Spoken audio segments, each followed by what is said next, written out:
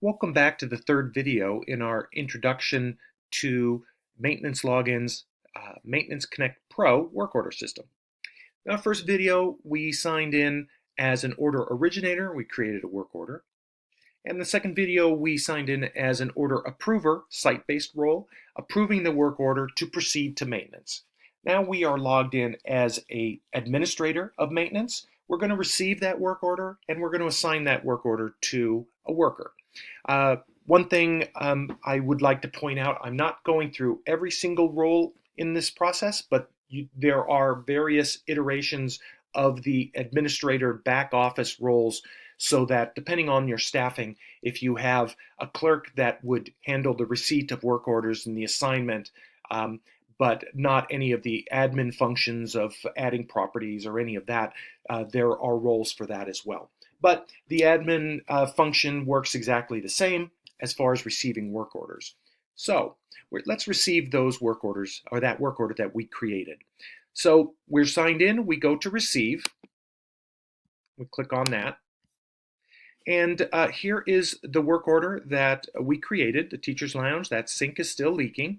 And so we're going to receive that. That's a legitimate work order.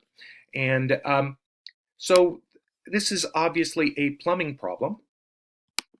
Now the system is configured that if you want, you can set things up so if you select what the category is, it will automatically select the trade and the worker. So we're going to accept that work order, and we are going to then, let's just take a look at the work order, which has populated a print queue. So we're going to take a look at that work order, and you can see here it is, Teacher's Lounge, and we can see that it's assigned to Tom Rayburn. The trade is plumbing.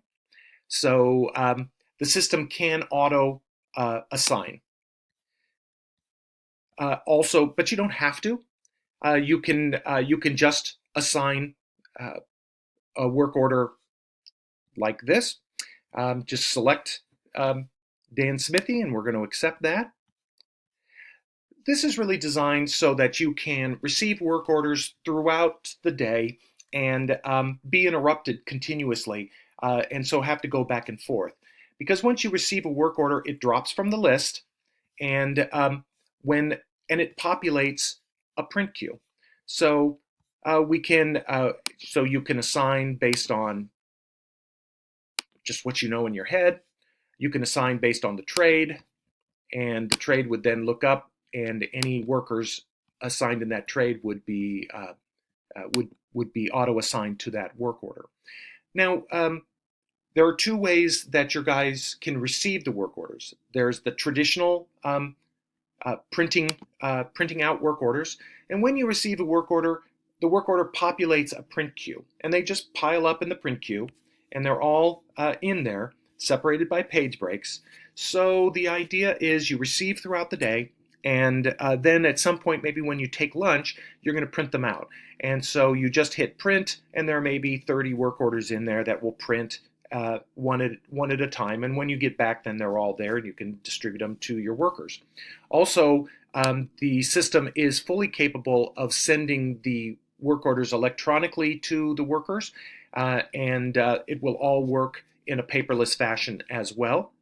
But that is the process of receiving a work order and making an assignment. One thing, once we've printed the print queue, we just clear the print queue, and we are done. We will distribute those work orders tomorrow morning, and those guys will go out and get that done.